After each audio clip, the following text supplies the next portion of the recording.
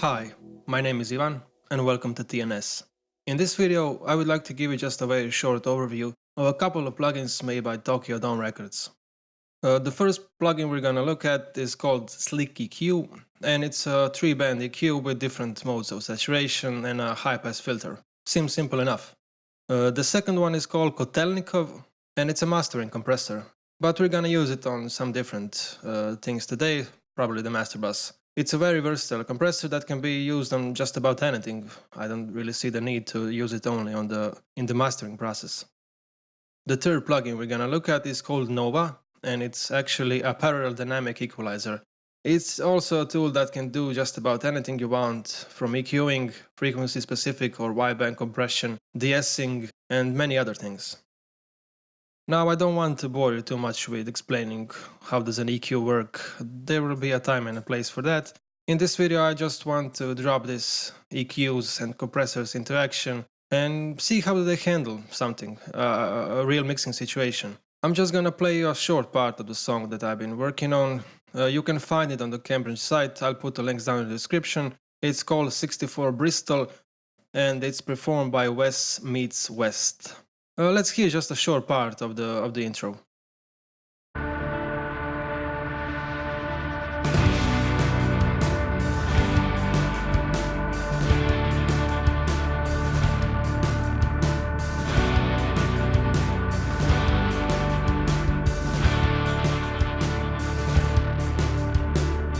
Okay, that will be enough for now. It's actually a really big session. There's a lot of guitars. It's kind of a post-rock kind of song, and you know how the post-rock guys treat their guitars, like they have an infinite number of tracks that they can use. As you can see, I don't know, there's probably like 30 of guitar tracks right here, and that's the narrowed version. There was even more when I started this session, but it was mostly other mic choices, so I didn't feel the need to use all of them. Let's check out how does the SlickEQ sound on, let's say, the kick-in mic and the snare up mic.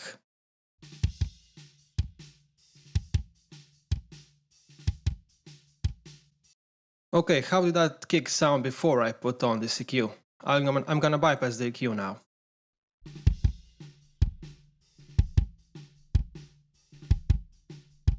And back in with the EQ.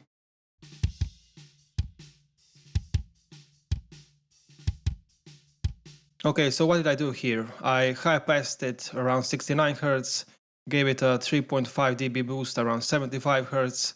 It's a shelf boost.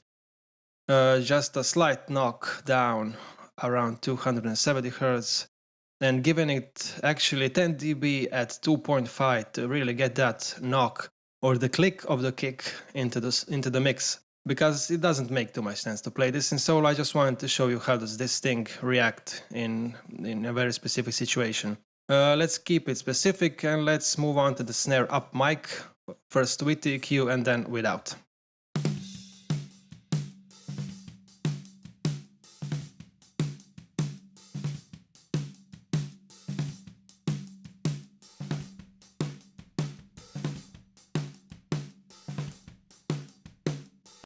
Okay, so what is happening with that snare in particular? I'm high-passing it around 90 Hz, giving it a solid boost around 145.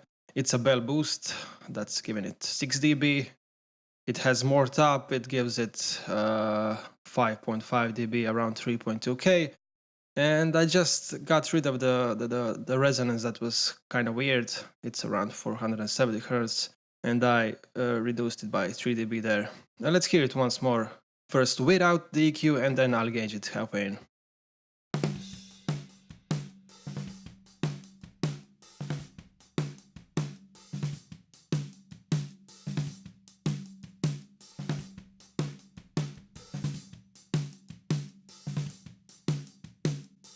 A very good EQ. It brings out the bottom and the top of the snare really naturally, and we got rid of that weird little resonance around that lower mid-range. I've put this EQ on a couple of other places too. There is some on the snare down mic. I'm using it there just to really high pass it. It's all the way up to 350, and I'm just moving out 2.5 dB around 5K because it was a bit too gnarly. Also on the hi-hat, I'm using the similar approach, rolling all the low end off. On the overheads, I'm making them a bit brighter. I'm rolling off some of the 250 and some of the, again, the same snare resonance range that we had on the snare up mic. Let's listen to the whole drum section with and without these couple of EQ moves I made.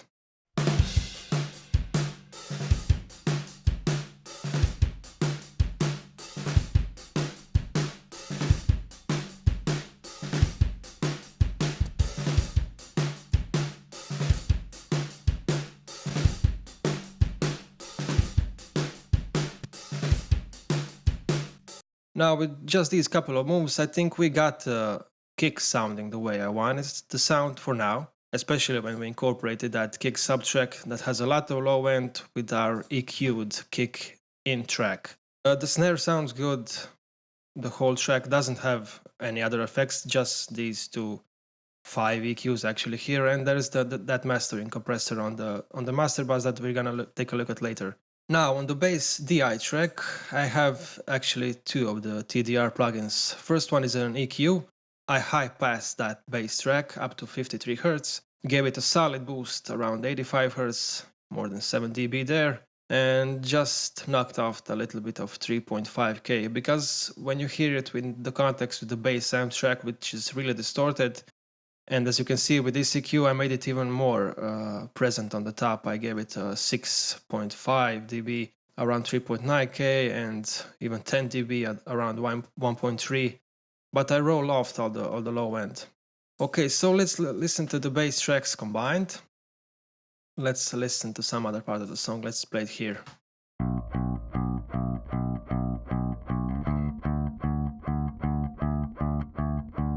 Okay, that was with all the EQs. I'm gonna disable it now and get them back in once the track starts playing.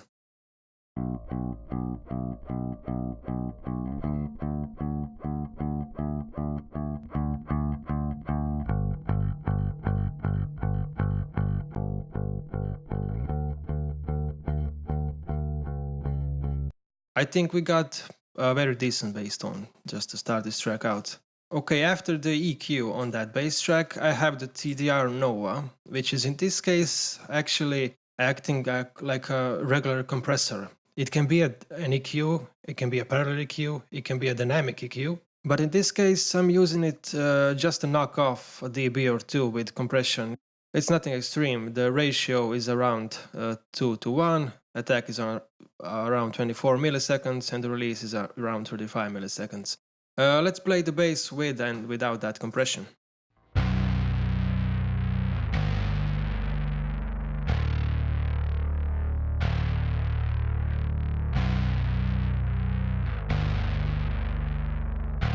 Now without that compression.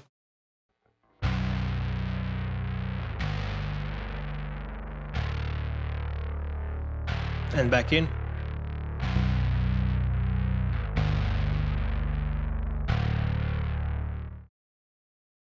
Now for my ears, we're definitely getting a bigger low end that will, with these few effects, make the track a bit more glued right from the start. As you can see, the TDR Nova can act as a regular EQ. You can apply the high pass filters, the low pass filters. You can EQ all the other bands. Of course, it can get a lot more specific, as you can see on this Rhodes track, which I'm gonna play for you now, which is quite low in the mix, but I think it's a nice layer.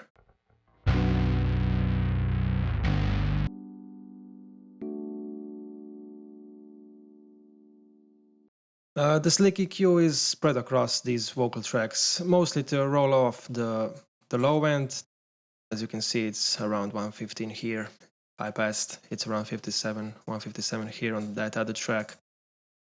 It's slightly different for all of those tracks. All of them have this cool little EQ saturation button that I actually really enjoy. You can choose several options. You have the British mode, the German mode, the Soviet mode, and the American mode. I tried several. I kind of stick to the British one because it kind of makes me think that it's a very specific console that they are trying to emulate, though the TDR isn't very specific about what are they trying to emulate. It's just a very cool saturation button you can use. Okay, finally, let's check out the Kotelnikov on the master bus. It says it's a mastering compressor, but in this case, I'm using it as my master bus comp, something that all of my tracks go to. It's set similar to what I would probably do with some other plugins. The attack is around 30 milliseconds, the release peak and the release RMS. I won't get into details, but it's a very cool option to have because you can control both the peak and the RMS release times. And it's actually high passed around 150 Hz, so as they say, it's a low frequency relax, so the compressor won't react to the low energy information we have there. Actually, you might be surprised with how actually good this compressor sounds. I sure was surprised when I heard it. Sounds very transparent, sounds very clean, but on this track, we're giving it just even, I don't know, it's less than 1 dB of compression, but it's making a huge difference on the track. I'm gonna play it with and without the Kotelnikov engaged on the master bus.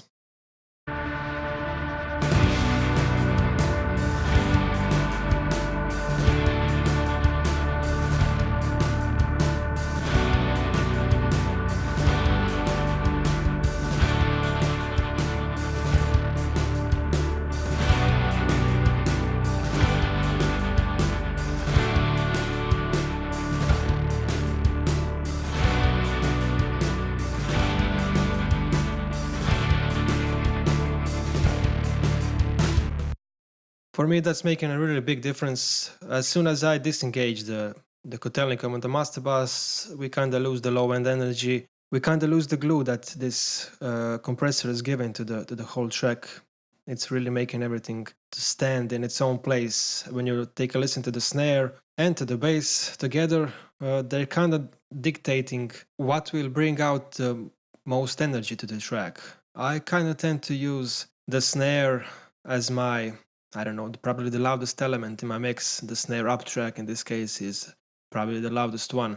That together with the bass creates a really nice effect when I apply this mastering compressor back, because I don't hear any pumping. It's giving it always less than 1 dB of compression there, but I think it's making a really nice clean start to keep on mixing this track. I'm gonna A-B just this very short section with and without all the effects that I applied. There's only a couple of EQs, as you can see. There's a couple of EQs on the drum track, 2 EQs and a compressor on the bass tracks. I did nothing to the guitars because I will get to that a bit later. There's 1 EQ on the Rhodes, there's 1 EQ on that special effect because it was giving it too much low end, so I cut that off, and a couple of EQs on the vocal tracks. So I'm gonna play it again, and I'm gonna disable all the EQs and the mastering compressor that we have on the master bus.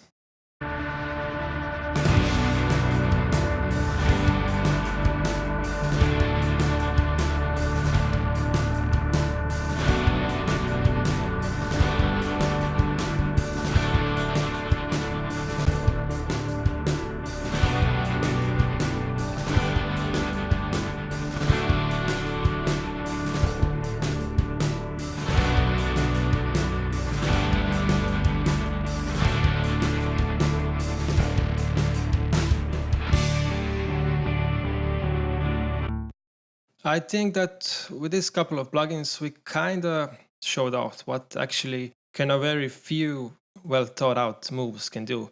I'm not saying I did this perfectly, but EQing the kick and the snare, and after that applying some compression to the bass track, which is kind of lacking in my opinion when I first heard the raw tracks, and just high passing some of those vocal tracks, which I actually didn't have a chance to hear in this video. But I hope that I will get back to this song because it's a cool song. It's a very, I don't know, it's a very dense arrangement with a huge number of guitar tracks, and the vocals are there mostly as one more layer that's added to the whole thing.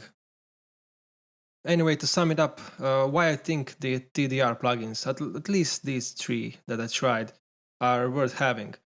Well, first of all, they are free, completely free. They don't come with any kind of a trial period, and what you see is what you get here. I love working with a limited number of bands in an EQ. So we have the low, the mid, the highs, and the high pass filter. And I'm kinda leaning towards a workflow that can do it in just a couple of moves.